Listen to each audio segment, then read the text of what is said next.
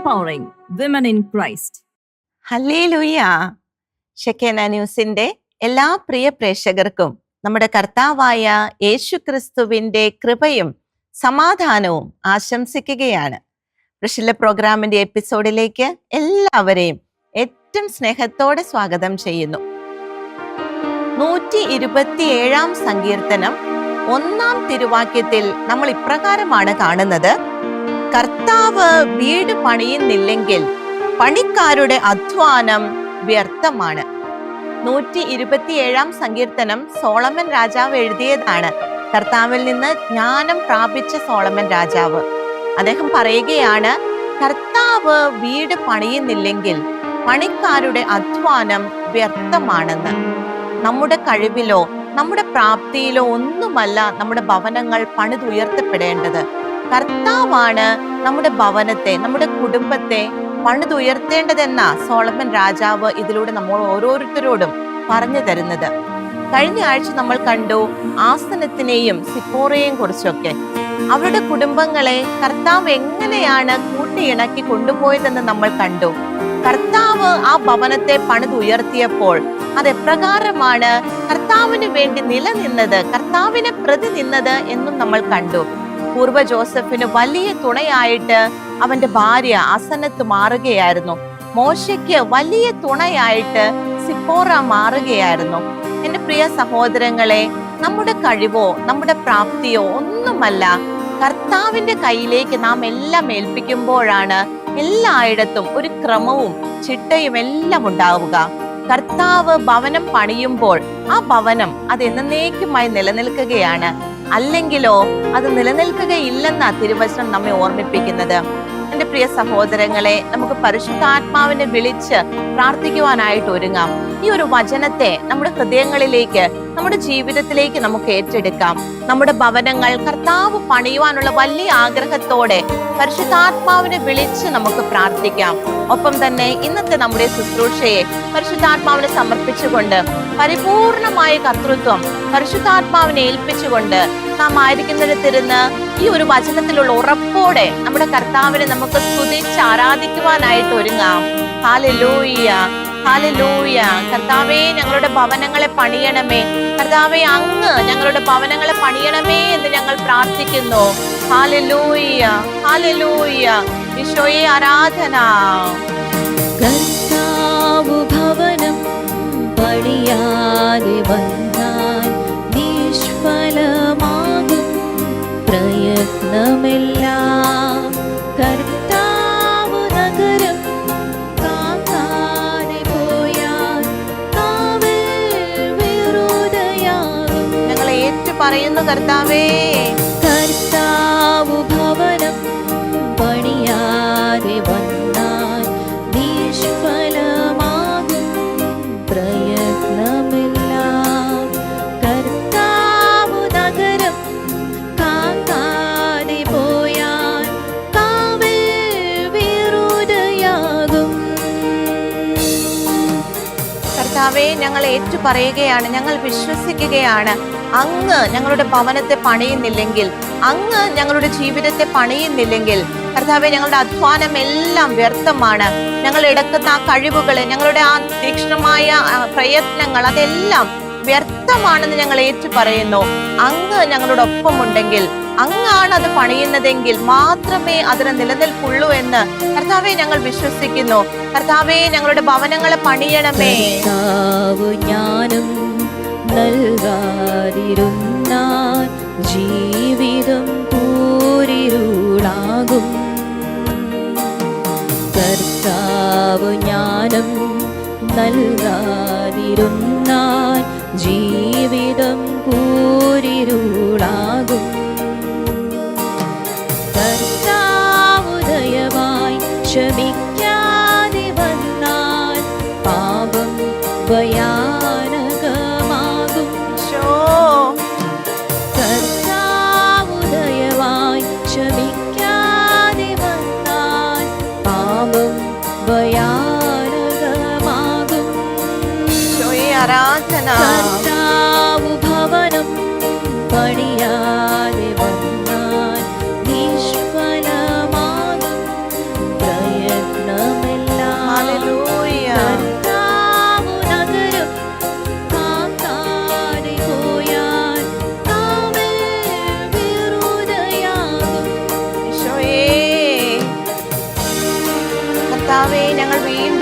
പറയുകയാണ്, അങ്ങ് ഞങ്ങളുടെ ഭവനങ്ങളെ പണിയണമേ കർത്താവേ, അങ്ങ് ഞങ്ങളുടെ ജീവിതങ്ങളെ പണിയണമേ.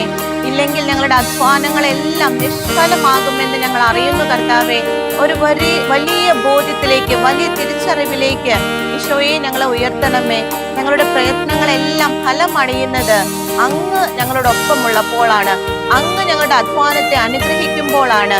കർത്താവെ, അങ്ങിൽ ആശ്രയിക്കുവാൻ, അങ്ങയുടെ ആ സർവാധിപത്യത്തെ ഏറ്റുപറയുവാനുള്ള വലിയ ജ്ഞാനത്തെ ഞങ്ങൾക്ക് ഓരോരുത്തർക്കും നൽകണമേ എന്ന് ഈശോയെ ഞങ്ങൾ പ്രാർത്ഥിക്കുന്നു. Hallelujah, hallelujah. കർത്താവെ, ഞങ്ങളുടെ ജീവിതങ്ങളെ പണിയണമേ കർത്താവെ, ഞങ്ങളുടെ ഭവനങ്ങളെ പണിയണമേ. ഹല്ലേലൂയ, ഹല്ലേലൂയ. ഈശോയെ നന്ദി, ഈശോയെ ആരാധന. ഹല്ലേലൂയ, ഹല്ലേലൂയ.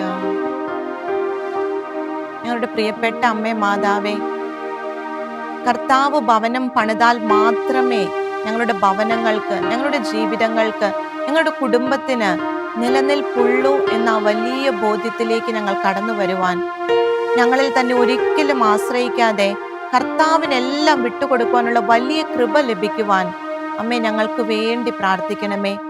വിശുദ്ധ യോസേപ്പിതാവേ, തിരുക്കുടുംബത്തിന്റെ പാലക, ഞങ്ങളുടെ കുടുംബങ്ങളുടെ പരിപൂർണ കർത്തൃത്വം കർത്താവിനെ ഏൽപ്പിക്കുവാനുള്ള വലിയ അഭിഷേകം ഞങ്ങൾ ഓരോരുത്തരുടെയും കുടുംബങ്ങൾക്ക് ലഭിക്കുവാനായിട്ട് യോസേപ്പിതാവേ പ്രാർത്ഥിക്കണമേ. നമുക്ക് ചേർന്ന് പ്രാർത്ഥിക്കാം. നന്മ നിറഞ്ഞ മറിയമേ സ്വസ്തി, കർത്താവ് അങ്ങയോടുകൂടെ സ്ത്രീകളിൽ അങ്ങ് അനുഗ്രഹിക്കപ്പെട്ടവളാകുന്നു. അങ്ങയുടെ ഉദരത്തിൻ ഫലമായ ഈശോ അനുഗ്രഹിക്കപ്പെട്ടവനാകുന്നു. പരിശുദ്ധ മറിയമേ, തമ്പുരാന്റെ അമ്മേ, പാപികളായ ഞങ്ങൾക്ക് വേണ്ടി ഇപ്പോഴും ഞങ്ങളുടെ മരണസമയത്തും തമ്പുരാനോട് അപേക്ഷിക്കണമേ. ആമേൻ, ആമേൻ. യേശുക്രിസ്തുവിൽ എൻ്റെ പ്രിയ സഹോദരങ്ങളെ, ഇന്ന് നമ്മൾ ചിന്തിക്കുവാനായി, പഠിക്കുവാനായി പോകുന്നത് പഴയ നിയമത്തിൽ നമ്മൾ കണ്ടുമുട്ടുന്ന 5 സഹോദരിമാരെ കുറിച്ചാണ്. 5 പേരെയും ഒരുമിച്ചാണ് തിരുവചനത്തിൽ നമ്മൾ കാണുക.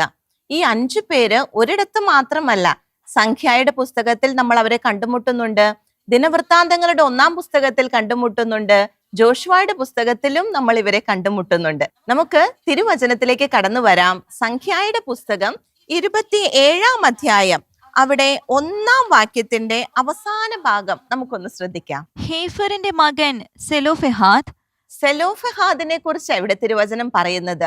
അദ്ദേഹം മനാസയുടെ വംശത്തിൽപ്പെട്ട, ആ മനാസെ ഗോത്രത്തിൽ നിന്ന് വന്ന ഒരു വ്യക്തിയായിരുന്നു. സെലോഫഹാദിന്റെ പ്രത്യേകത എന്തായിരുന്നു? തുടർന്ന് തിരുവചനം എന്താ പറയുന്നത്? അവന്റെ പുത്രിമാരായ മഹല, നോവ, ഹൊഗ്ല, മിൽക്ക, തുഴ്സ എന്നിവർ മുന്നോട്ട് വന്നു. സെലോഫഹാദിന്റെ 5 പെൺമക്കളെ കുറിച്ചാ ഇപ്പോൾ നമ്മൾ വായിച്ചു കേട്ടത്. 5 പേരും മുന്നോട്ട് വന്നു എന്ന തിരുവചനം പറയുന്നത്.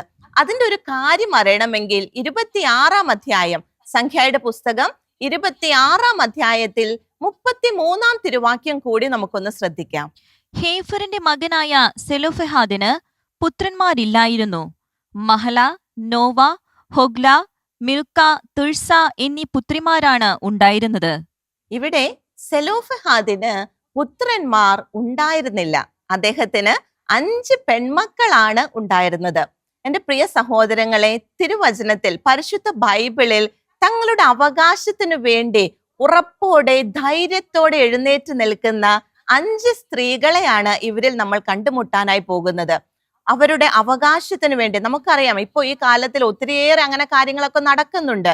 എന്നാൽ വളരെ ന്യായമായ രീതിയിൽ കർത്താവ് ആഗ്രഹിക്കുന്ന വിധത്തിൽ കർത്താവിനോട് ചേർന്ന് തന്റെ അവകാശങ്ങൾക്ക് വേണ്ടി, തങ്ങളുടെ അവകാശങ്ങൾക്ക് വേണ്ടി ഐക്യത്തോടെ ഒരുമിച്ച് നിന്ന് സംസാരിച്ച 5 സഹോദരിമാരുടെ പേരുകളാണ് നമ്മളിപ്പോൾ കേട്ടത്.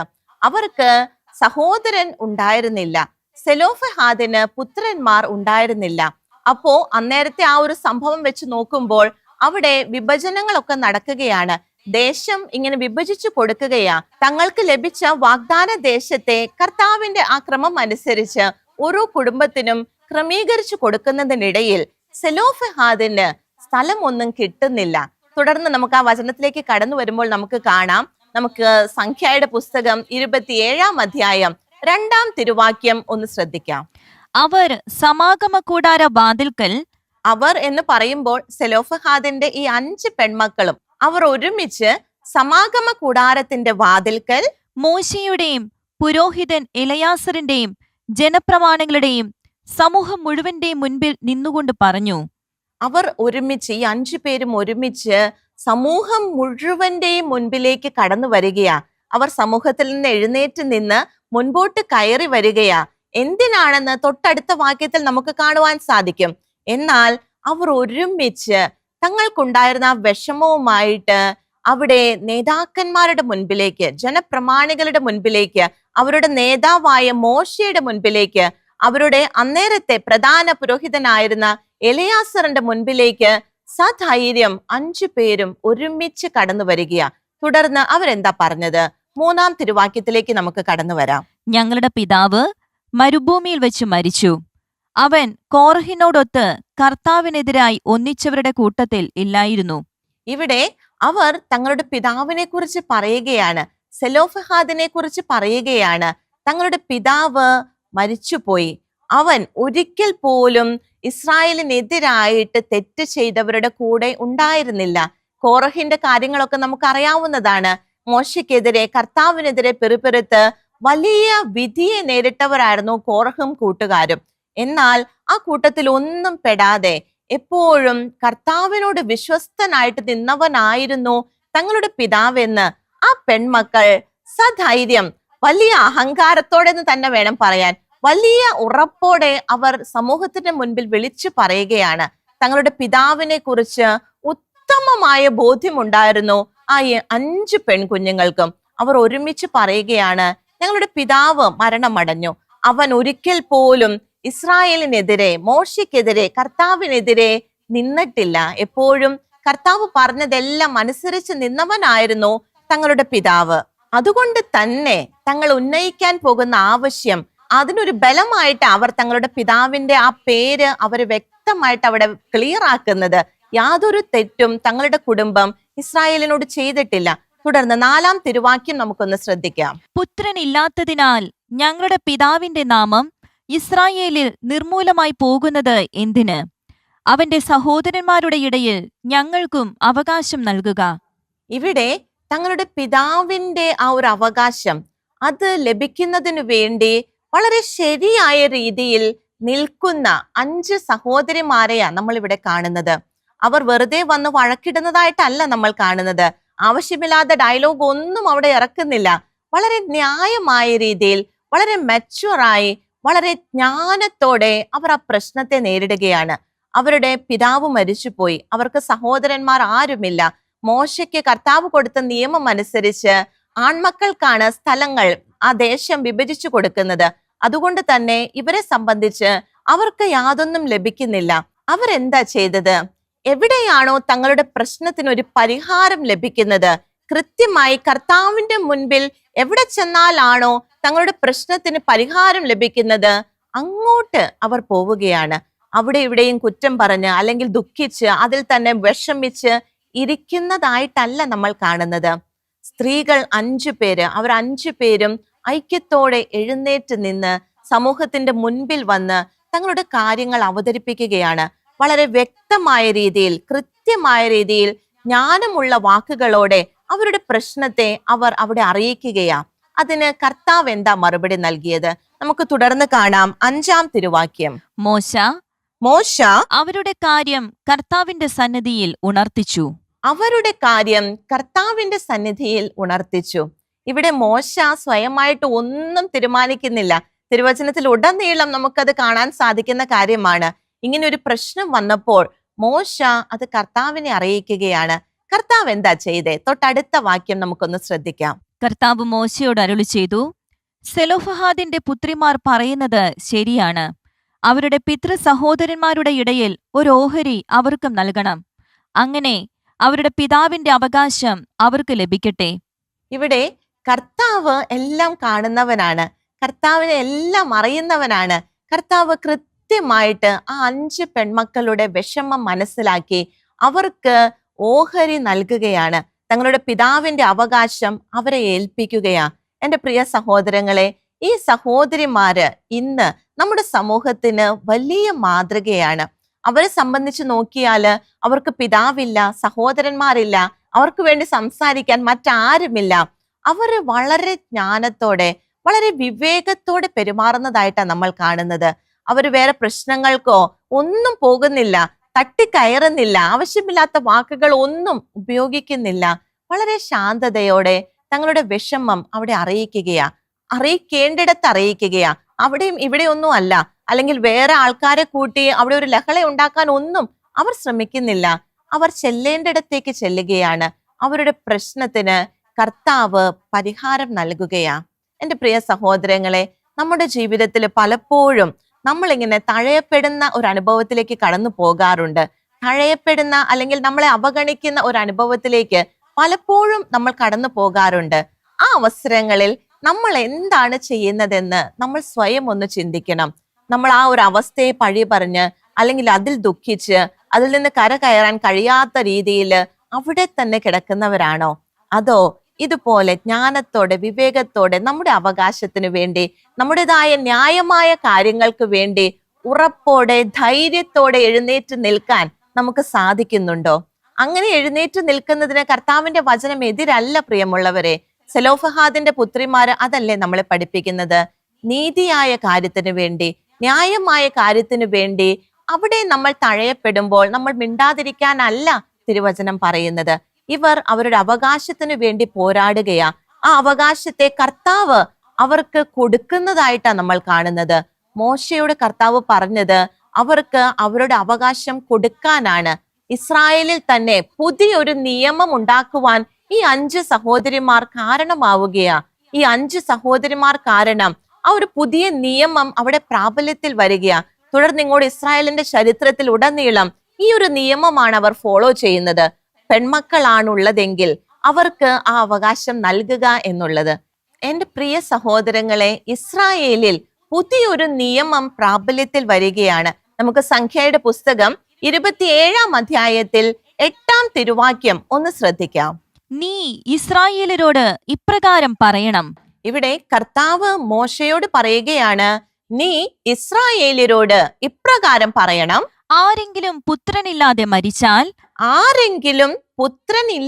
മരിച്ചാൽ അവകാശം പുത്രിക്ക് കൊടുക്കണം. എന്റെ പ്രിയ സഹോദരങ്ങളെ, ഈ സെലോഫഹാദിന്റെ 5 പെൺമക്കൾ അവർ തങ്ങളുടെ അവകാശം നേടിയെടുക്കുക മാത്രമല്ല ചെയ്തത്, തങ്ങളുടെ പിന്നാലെ വരുന്ന തങ്ങളെപ്പോലെയുള്ള എല്ലാവർക്കും വേണ്ടി വലിയൊരു കോൺട്രിബ്യൂഷൻ അവർ നൽകിയത്.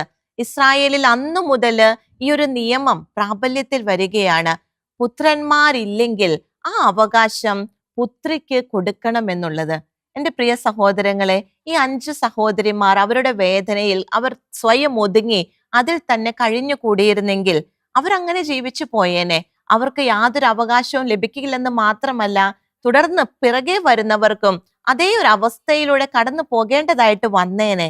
എന്നാൽ അവർ കർത്താവിന്റെ ആത്മാവിനാൽ നിറഞ്ഞ് ധൈര്യത്തോടെ തങ്ങളുടെ അവകാശത്തിന് വേണ്ടി, തങ്ങളുടെ ആ ഒരു നീതി ലഭിക്കാൻ വേണ്ടി എഴുന്നേറ്റ് നിന്ന് സംസാരിച്ചപ്പോൾ കർത്താവിന്റെ ആത്മാവ് അവിടെ ഇടപെടുകയാണ്. പുതിയൊരു നിയമം അവിടെ പ്രാബല്യത്തിൽ വരികയാണ്. അവർ ആ ഒരു അവകാശത്തിന് അർഹരായി തീരുകയാണ്. എന്നാൽ വീണ്ടും ഇവിടെ ശ്രദ്ധിക്കേണ്ട ഒരു കാര്യമുണ്ട്. അവർക്ക് അവകാശം ലഭിച്ചു, അവർക്ക് ഒത്തിരിയേറെ സന്തോഷമായി. എന്നാൽ അവിടം കൊണ്ട് നിൽക്കുന്നില്ല. കർത്താവ് നമുക്ക് അങ്ങനെ അവകാശങ്ങൾ നൽകുമ്പോൾ അതോടൊപ്പം തന്നെ ഉത്തരവാദിത്വങ്ങളും നമുക്ക് ലഭിക്കുന്നുണ്ട്. നമുക്ക് കാണാം 36-ാം അധ്യായത്തിലേക്ക്, സംഖ്യയുടെ പുസ്തകം 36-ാം അധ്യായത്തിലേക്ക് കടന്നു വരുമ്പോൾ അവിടെ 6ഉം 7ഉം തിരുവാക്യങ്ങൾ നമുക്കൊന്ന് ശ്രദ്ധിക്കാം. കർത്താവ് സെലോഫഹാദിന്റെ പുത്രിമാരെ കുറിച്ച് കൽപ്പിക്കുന്നത് ഇതാണ്: തങ്ങൾക്ക് ഇഷ്ടമുള്ളവരുമായി അവർക്ക് വിവാഹബന്ധമാകാം, എന്നാൽ അത് തങ്ങളുടെ പിതൃഗോത്രത്തിലെ കുടുംബങ്ങളിൽ നിന്നും മാത്രമായിരിക്കണം. ഇസ്രായേൽ ജനത്തിന്റെ അവകാശം ഒരു ഗോത്രത്തിൽ നിന്ന് മറ്റൊന്നിലേക്ക് മാറ്റരുത്. എന്റെ പ്രിയ സഹോദരങ്ങളെ, ഈ സെലോഫഹാദിന്റെ പുത്രിമാര് ഇസ്രായേലില് വലിയൊരു ചർച്ചാ വിഷയമായി തീരുകയാണ്. അവർക്ക് കർത്താവ് അവകാശം കൊടുക്കുന്നു. തുടർന്ന് അവരുടെ ഭാവി കാര്യങ്ങളൊക്കെ പറയുമ്പോൾ അവരുടെ ആ ഒരു മനാസെ ഗോത്രത്തിലായിരുന്നു അവരുണ്ടായിരുന്നത്. നമ്മൾ ആദ്യം കേട്ടതാണ്. ആ ഗോത്രത്തിൽ നിന്ന് ആ അവകാശങ്ങൾ മറ്റൊരു ഗോത്രത്തിലേക്ക് പോകാതിരിക്കാനായിട്ടാണ് ഇപ്രകാരം ഒരു നിയമം അവിടെ കൊണ്ടുവരുന്നത്. എന്നാൽ ആ ഒരു നിയമം വന്നപ്പോൾ സെലോഫഹാദിന്റെ 5 പെൺമക്കളും അതിനോട് പരിപൂർണമായും വിധേയപ്പെടുകയായിരുന്നു. അവരുടെ അവകാശം ലഭിച്ച് അവർക്ക് തോന്നിയ വഴിയെ പോകുന്നതായിട്ടല്ല നമ്മൾ കാണുന്നത്. ഇങ്ങനെ ഒരു നിയമം വന്നപ്പോൾ അവർ അതിന് പരിപൂർണമായും അനുസരിക്കുകയാണ്. അതേ അധ്യായത്തിൽ 12-ാം തിരുവാക്യത്തിൽ എന്താ തിരുവചനം പറയുന്നത്? ജോസഫിന്റെ മകനായ മനാസയുടെ പുത്രന്മാരുടെ കുടുംബങ്ങളിൽ തന്നെ അവർ വിവാഹിതരാവുകയും അവരുടെ ഓഹരി പിതൃകുടുംബത്തിന്റെ ഗോത്രത്തിൽ തന്നെ നിലനിൽക്കുകയും ചെയ്തു. എന്റെ പ്രിയ സഹോദരങ്ങളെ, സെലോഫഹാദിന്റെ 5 പെൺമക്കൾ അവർ തങ്ങളുടെ അവകാശം നേടിയെടുത്തു. അവരോട് കർത്താവ് പറഞ്ഞതെല്ലാം അവർ അനുസരിച്ചു. അതേ ഗോത്രത്തിൽ നിന്ന് 5 പേര് വിവാഹിതരാവുകയും കുടുംബമായിട്ട് കർത്താവ് അവരെ അനുഗ്രഹിച്ച് ഉയർത്തുന്നതായിട്ടാണ് നമ്മൾ കാണുന്നത്. ഇവിടെ എന്താ ഇതിന്റെയൊക്കെ ബേസ് ആയിട്ട് വന്നേ? അവര് ശക്തിയോടെ ധീരതയോടെ തങ്ങളുടെ അവകാശത്തിനു വേണ്ടി എഴുന്നേറ്റ് നിൽക്കുകയാണ്. ഐക്യത്തോടെ അവർ എഴുന്നേറ്റ് നിൽക്കുകയാണ്. കർത്താവ് അവരുടെ ആവശ്യം അറിയുകയും അതിനനുസരിച്ച് അവരെ അനുഗ്രഹിക്കുകയും ചെയ്യുകയാ. എൻ്റെ പ്രിയ സഹോദരങ്ങളെ, നമ്മുടെ ജീവിതത്തിലേക്കും ഇതിൽ നിന്ന് ആവശ്യമായ പാഠം നമുക്ക് ഏറ്റെടുക്കാം. ശക്തരായിരിക്കുക, ധീരരായിരിക്കുക എന്ന് തിരുവചനത്തിൽ ഉടനീളം നമ്മൾ കാണുന്ന ഒരു കാര്യമാണ്. പഴയ നിയമത്തിൽ തന്നെ ശക്തനും ധീരനുമായിരിക്കുക എന്നത് 30 തവണയോളം ഇതേ വാക്യം ആവർത്തിക്കപ്പെടുന്നുണ്ട് പലരോടായിട്ട്. ഓരോരുത്തർക്കും ഓരോ ഉത്തരവാദിത്വം കൊടുക്കുമ്പോൾ കർത്താവ് എടുത്തെടുത്ത് പറയുന്ന ഒരു കാര്യമാണ് ശക്തരായിരിക്കുക, ധീരരായിരിക്കുക എന്ന്. നമുക്കറിയാം മോശയും ജോഷുവയെയും കുറിച്ചുമൊക്കെ. അവർക്ക് കർത്താവ് നൽകിയ വലിയ വലിയ ഉത്തരവാദിത്വങ്ങളുടെ ഒരു ഭാരം എത്രമാത്രമാണെന്ന് നമുക്കറിയാം. നമുക്ക് നിയമാവർത്തന പുസ്തകം 31-ാം അധ്യായത്തിൽ 7-ാം തിരുവാക്യത്തിന്റെ ആദ്യ ഭാഗം, ഇവിടെ മോശ ജോഷുവയെ തന്റെ ഉത്തരവാദിത്വം ഏൽപ്പിക്കുന്ന ഭാഗമാണ്. എന്താ മോശ ജോഷുവയോട് പറഞ്ഞത്? അനന്തരം മോശ ജോഷുവയെ വിളിച്ച് എല്ലാവരുടെയും മുൻപിൽ വെച്ച് അവനോട് പറഞ്ഞു, ശക്തനും ധീരനുമായിരിക്കുക. തുടർന്ന് 8-ാം തിരുവാക്യത്തിൽ മോശ വീണ്ടും തുടരുകയാണ്, കർത്താവാണ് നിന്റെ മുൻപിൽ പോകുന്നത്, അവിടുന്ന് നിന്നോട് കൂടെയുണ്ടായിരിക്കും. അവിടുന്ന് നിന്നെ ഭഗ്നാശനാക്കുകയോ പരിത്യജിക്കുകയോ ഇല്ല. ഭയപ്പെടുകയോ സംഭ്രമിക്കുകയോ വേണ്ട. ശക്തനും ധീരനുമായിരിക്കുക. മോശ ജോഷുവയോട് പറയുന്നതാണ്, കർത്താവ് നിന്റെ കൂടെയുണ്ട്, കർത്താവ് നിന്റെ മുൻപേ പോകുന്നുണ്ട്, അവിടുന്ന് എല്ലാം നിനക്ക് നൽകിക്കൊള്ളും. എന്നാൽ നീ എന്ത് ചെയ്യണം? ശക്തനായിരിക്കണം, ധീരനായിരിക്കണം. കർത്താവിന്റെ മക്കള് എപ്പോഴും ശക്തരും ധീരരുമായിരിക്കാനാ കർത്താവ് ആഗ്രഹിക്കുന്നത്. ഇവിടെ നമ്മൾ പഠിച്ച സെലോഫഹാദിന്റെ 5 പെൺമക്കള് അവര് ധീരതയില്ലാതെ, അവര് പേടിച്ച് അവരുടേതായ ജീവിതങ്ങളിൽ ഒതുങ്ങിക്കൂടിയിരുന്നെങ്കിൽ അവർക്ക് അവിടെ എന്തെങ്കിലും കിട്ടുമായിരുന്നോ? അവർ ശക്തരായി ധീരരായി സമൂഹത്തിന്റെ മുൻപിൽ എഴുന്നേറ്റ് നിന്ന് തങ്ങളുടെ കാര്യങ്ങൾ കൃത്യമായ രീതിയിൽ കർത്താവ് ആഗ്രഹിക്കുന്ന രീതിയിൽ പറഞ്ഞപ്പോൾ കർത്താവ് അവരെ അനുഗ്രഹിക്കുകയാ.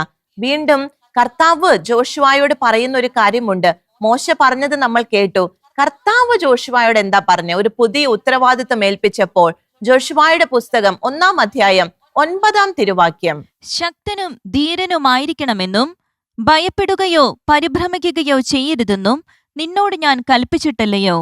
നിന്റെ ദൈവമായ കർത്താവ് നീ പോകുന്നിടത്തെല്ലാം നിന്നോട് കൂടെയുണ്ടായിരിക്കും. കർത്താവും മോശ പറഞ്ഞ കാര്യം തന്നെ വീണ്ടും ഉറപ്പിക്കുകയാണ്.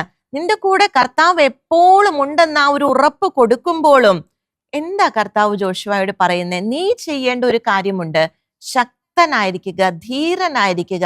പ്രശ്നങ്ങൾ വരുമ്പോൾ പരിഭ്രമിക്കരുത്. നീ കർത്താവിൽ ആശ്രയിച്ച് ശക്തിയോടെ ധീരതയോടെ നീ എഴുന്നേറ്റ് നിൽക്കുക. വീണ്ടും നമ്മൾ മുമ്പോട്ട് പോകുമ്പോൾ ദാവീദ് രാജാവ് തന്റെ മകൻ സോളമനോടും ഇതേ കാര്യം തന്നെ പറയുന്നതായിട്ട് നമുക്ക് കാണുവാൻ സാധിക്കും. ദിനവൃത്താന്തങ്ങളുടെ 1-ാം പുസ്തകം 28-ാം അധ്യായം 20-ാം തിരുവാക്യം, ദാവീദ് മകൻ സോളമനോട് പറഞ്ഞു, ശക്തനും ധീരനുമായിരുന്ന് ഇത് ചെയ്യുക. ഭയമോ ശങ്കയോ വേണ്ട. എന്റെ ദൈവമായ കർത്താവ് നിന്നോട് കൂടെയുണ്ട്. ഇവിടെ ദാവീദും ഇതേ കാര്യം തന്നെയാണ് പറയുന്നത്. അതിന്റെ അർത്ഥം എന്താ പ്രിയമുള്ളവരെ? അത് പരിശുദ്ധ വചനത്തിലെ ഒരു പ്രധാനപ്പെട്ട മർമ്മമാണ്. ശക്തനായിരിക്കുക, ധീരനായിരിക്കുക. കർത്താവ് നമ്മോട് കൂടെയുണ്ടെന്നുള്ള ഒരു ഉറപ്പിൽ ശക്തിയുള്ളവരായിരിക്കുക. പേടിച്ചരണ്ട് നമ്മുടെ അവകാശങ്ങൾ പോലും നമ്മുടെ കാര്യങ്ങൾ പോലും നേടിയെടുക്കാൻ സാധിക്കാത്തവരായിട്ടല്ല കർത്താവ് നമ്മളെ യുദ്ധക്കളത്തിലേക്ക് ഇറക്കി വിട്ടിരിക്കുന്നത്. ശക്തരായിരിക്കാൻ, ധീരരായിരിക്കാൻ ആവർത്തിച്ച് കർത്താവ് പറയുകയാണ്. പരിശുദ്ധ ബൈബിളിൽ നമ്മൾ ഉടനീളം നോക്കിയാൽ പഴയ നിയമത്തിൽ ശക്തരായിരിക്കുക, ധീരരായിരിക്കുക എന്ന വാക്യം തന്നെ 30 തവണയോളം ആവർത്തിക്കപ്പെടുന്നുണ്ട്. എന്നാൽ തിരുവചനം മൊത്തം നോക്കിയാല് പുതിയ നിയമത്തിൽ ഉൾപ്പെടെ ശക്തരായിരിക്കാൻ 100 പ്രാവശ്യത്തിലധികം കർത്താവ് ആവർത്തിച്ച് പറയുകയാണ്. അത് നമ്മൾ തന്നെ ചെയ്യേണ്ട ഒരു കാര്യമാ. എന്തു വന്നാലും ശക്തരായിരിക്കുക എന്നത്, ധീരരായിരിക്കുക എന്നത്, കർത്താവ് നമ്മുടെ കൂടെയുണ്ട് എന്ന ഉറപ്പോടെ ശക്തരും ധീരരുമായിരിക്കാനാ കർത്താവിന്റെ ആത്മാവ് ഈ സെലോഫഹാദിന്റെ 5 പെൺമക്കളിലൂടെ, ഈ ജോഷുവായോട് പറഞ്ഞ കാര്യങ്ങളിലൂടെ, സോളമനോട് പറഞ്ഞ കാര്യങ്ങളിലൂടെ എല്ലാം കർത്താവ് നമ്മെ ഓർമ്മിപ്പിക്കുന്നത്. ശക്തരും ധീരരുമായിരിക്കുക. നമ്മുടെ പ്രശ്നങ്ങൾക്ക് മുൻപിൽ ധീരതയോടെ ഉറച്ചു നിൽക്കാൻ നമുക്ക് സാധിക്കണം, ഉറച്ച് സംസാരിക്കാൻ നമുക്ക് സാധിക്കണം. കർത്താവ് നമ്മുടെ കൂടെയുണ്ടെന്ന തിരുവചനം വീണ്ടും വീണ്ടും ആവർത്തിച്ച് പറയുന്നത്. എൻ്റെ പ്രിയ സഹോദരങ്ങളെ, സെലോഫഹാദിന്റെ ഈ 5 പെൺമക്കൾ നമുക്ക് നൽകിയ ഈ ഒരു പാഠം നമ്മുടെ ജീവിതത്തിലേക്ക് നമുക്ക് ഉൾക്കൊള്ളാം. നമ്മുടെ പ്രശ്നങ്ങൾക്ക് മുൻപിൽ നമ്മൾ തഴയപ്പെടുന്നു എന്ന് കാണുമ്പോൾ, നമ്മുടെ അവകാശങ്ങൾ നമുക്ക് ലഭിക്കുന്നില്ല എന്ന് കാണുമ്പോൾ, കർത്താവിന് ചേർന്ന രീതിയിൽ അതിനു വേണ്ടി പോരാടാൻ നമുക്ക് തയ്യാറെടുക്കാം. പ്രിയമുള്ളവരെ, ശക്തരായിരിക്കാം, നമുക്ക് ധീരരായിരിക്കാം. ശക്തനായ കർത്താവ് എപ്പോഴും നമ്മുടെ കൂടെയുണ്ടെന്ന് തിരുവചനം ആവർത്തിച്ച് നമ്മോട് പറയുകയാണ്. ഭീരുത്വത്തിന്റെ ആത്മാവിനെ അല്ല പ്രിയമുള്ളവരെ കർത്താവ് നമുക്ക് നൽകിയിരിക്കുന്നത്. കർത്താവ് നമ്മെ എവിടെ നിർത്തിയിരിക്കുന്നുവോ, നമ്മുടെ സമൂഹത്തിലായിക്കോട്ടെ, കുടുംബത്തിലായിക്കൊള്ളട്ടെ, ധീരതയോടെ നിൽക്കുവാനായിട്ട്, ധൈര്യമുള്ളവരായി നിൽക്കുവാനായിട്ടാ കർത്താവ് നമ്മളെ നിയോഗിച്ചിരിക്കുന്നത്. ആ ഒരു കൃപ നമുക്ക് സ്വന്തമാക്കാം. ശക്തിയോടെ, ധീരതയോടെ, കർത്താവിന്റെ മക്കൾ എന്ന ഉറച്ച ബോധ്യത്തോടെ കർത്താവിന് വേണ്ടി നിൽക്കുവാനുള്ള കൃപയ്ക്കായിട്ട് നമുക്ക് പ്രാർത്ഥിക്കാം. സെലോഫഹാദിന്റെ 5 പെൺമക്കളിലൂടെ, അവർ നൽകിയ മാതൃകയിലൂടെ നമ്മൾ ആയിരിക്കുന്ന നമ്മുടെ സമൂഹത്തിലും നമുക്ക് അതിന് സാധിക്കട്ടെ എന്ന് നമുക്ക് പ്രാർത്ഥിക്കാം. നാം ആയിരിക്കുന്നിടത്തിരുന്ന് കർത്താവ് ഇന്ന് നമുക്ക് നൽകിയ ഒരു ബോധ്യത്തെ ഓർത്ത് നന്ദി പറഞ്ഞുകൊണ്ട് ശക്തരായിരിക്കുവാൻ, ധീരരായിരിക്കുവാനുള്ള വലിയ ആഗ്രഹത്തോടെ കർത്താവിനോട് പ്രാർത്ഥിച്ചുകൊണ്ട് നമുക്ക് നമ്മുടെ കർത്താവിനെ പാടി ആരാധിക്കുവാനായിട്ട് ഒരുങ്ങാം. ഹല്ലേലൂയ, ഹല്ലേലൂയ. ഈശോയെ നന്ദി. ഹല്ലേലൂയ. കർത്താവേ, ശക്തരായിരിക്കാൻ, ധീരരായിരിക്കാൻ അങ്ങ് ഞങ്ങളെ അഭിഷേകം ചെയ്യണമേ എന്ന് പ്രാർത്ഥിക്കുന്നു. ഹല്ലേലൂയ. ശക്തനായവൻ കൂടെയുണ്ട്. ഹല്ലേലൂയ. ശക്തനായവൻ കൂടെയുണ്ട്. ഇന്നും എന്റെ കൂടെയുണ്ട് നാഥൻ. ഭയപ്പെടില്ല, ഞാൻ ഭയപ്പെടില്ല.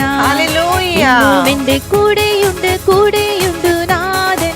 ഭയപ്പെടില്ല, ഞാൻ ഭയപ്പെടില്ല.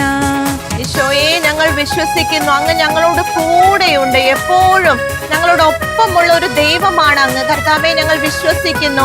കർത്താവെ, ആ ഒരു ഉറപ്പോടെ, ധീരതയോടെ മുന്നോട്ട് പോകുവാൻ അഭിഷേകം ചെയ്യണമേ. Hallelujah, hallelujah. ജീവിതത്തിൽ ഒരു നാളും സംഭ്രമിക്കില്ല, കർത്താവാണെന്റെ ദൈവം. ഏറ്റു പറയുന്നു കർത്താവേ. ജീവിതത്തിൽ ഒരു നാളും സംഭ്രമിക്കില്ല, കർത്താവാണെന്റെ ദൈവം. ഹല്ലേലൂയ. അവൻ എന്നെ സഹായിക്കും, ശക്തനാക്കും, വലം കൈയാൽ താങ്ങി നിർത്തും. ആമേൻ, ആമേൻ. അവൻ എന്നെ സഹായിക്കും, ശക്തനാക്കും, വലം കൈയാൽ താങ്ങി നിർത്തും. ഹല്ലേലൂയ. എന്നും എന്റെ കൂടെയുണ്ട് നാഥൻ. ഭയപ്പെടില്ല, ഞാൻ ഭയപ്പെടില്ല. എന്നും എന്റെ കൂടെയുണ്ട് നാഥൻ. ഭയപ്പെടില്ല, ഞാൻ ഭയപ്പെടില്ല. ഹല്ലേലൂയ. എന്നും എന്റെ കൂടെയുണ്ട് നാഥൻ. ഭയപ്പെടില്ല, ഞാൻ ഭയപ്പെടില്ല.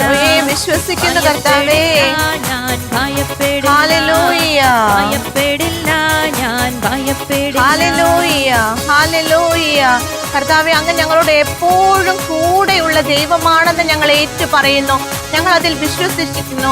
ആ ഒരു ഉറപ്പോടെ, ധൈര്യത്തോടെ മുന്നോട്ട് പോകാനുള്ള കൃപയ്ക്കായിട്ട് ഈശോയെ ഞങ്ങൾ പ്രാർത്ഥിക്കുന്നു. Hallelujah, hallelujah. ശക്തരായിരിക്കാൻ, ധീരരായിരിക്കാൻ കർത്താവേ ഞങ്ങളെ അഭിഷേകം ചെയ്യണമേ. ധീരതയുടെ ആത്മാവിനെ കർത്താവേ ഞങ്ങൾക്ക് നൽകണമേ. ഹല്ലേലൂയ, ഹല്ലേലൂയ. ഈശോയെ നന്ദി, ഈശോയെ ആരാധന. ഹല്ലേലൂയ, ഹല്ലേലൂയ. ആമേൻ. എൻ്റെ പ്രിയ സഹോദരങ്ങളെ, സെലോഫഹാദിന്റെ 5 പെൺമക്കളെ പോലെ ധൈര്യത്തോടെ ശക്തരായിട്ട് കർത്താവിനോട് ചേർന്ന് മുന്നോട്ട് പോകാൻ നമുക്ക് സാധിക്കട്ടെ. കർത്താവ് എല്ലാവരെയും സമൃദ്ധമായി അനുഗ്രഹിക്കുകയും പരിപാലിക്കുകയും ചെയ്യട്ടെ. നിങ്ങളുടെ അഭിപ്രായങ്ങളും പ്രാർത്ഥനാ നിയോഗങ്ങളും ഞങ്ങളെ അറിയിക്കുക. ഞങ്ങളുടെ നമ്പർ 9495219811. ഞങ്ങളുടെ ഇമെയിൽ priscilla@gmail.com. ഞങ്ങളുടെ address പ്രിഷില്ല Shekinah news, Thalikkode, Pattikkad PO, Thrissur, Kerala 680652.